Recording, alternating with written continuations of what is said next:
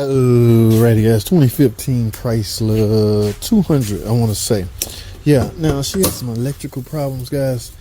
Now y'all know me, first, oh my goodness, yes sir, Bob, first thing I do is go straight to here. I wonder if these are loose. Now guys, remember this car, right along with the Jeep Cherokee and a few other models, utilize a feature, a network, what we call proxy alignment.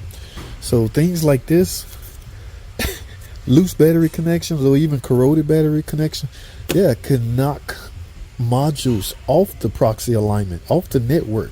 When that happens, your car become bricked as in you go no more.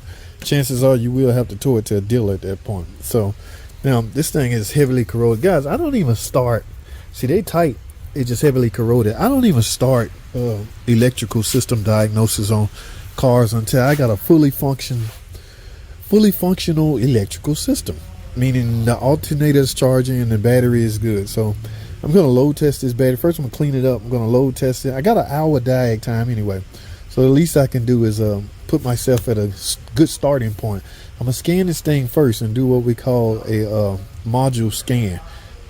What they call it, y'all know, if you're Chrysler guy, you know what I'm talking about. Module scan is scan all the module and see if there's any codes in the module. Last thing you want to do is potentially erase codes that you need to see. So I'm going to clean this up, wipe this all down, first do a module scan, and yeah, and then start my whole diagnosis from there, because I can't go any further. What we have here, this is a typical battery cleaner. I had some Mopar battery cleaner, but I can't find it. Now I'm gonna let this soak for a while. Set that on here. And remember what they say back in the day, if you got corrosion build up on the positive side, your car is likely overcharging. If you get it building up on a negative side, your car is likely undercharging. Guys, throw all those myths out of the window. Even the one where if your car running and you take a cable off and your car die, that means your alternator bad. Yeah, throw all of that out the window, okay? Cars are way too sophisticated for those way of testing now, okay? They don't work no more. In fact, you can spike out a module taking your battery off while your car running. I'm trying to check my alternator. Let me see if it's charging. Let me take this off.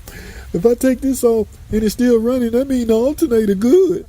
Bro, that used to work, yes. Don't get me wrong. The newer cars, that stuff don't work. They got a whole complete bus network system on them. All right. I don't want this video to be long, guys. Let me clean this up real good, and I'm going to do a full-blown video on this, all right, on what's wrong with it, all right? How's that?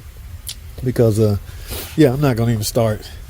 I can still scan it right now because it's still hooked up, but I want all of this cleaned up and then do my diagnosis, all right? Man, I'll see y'all in a minute.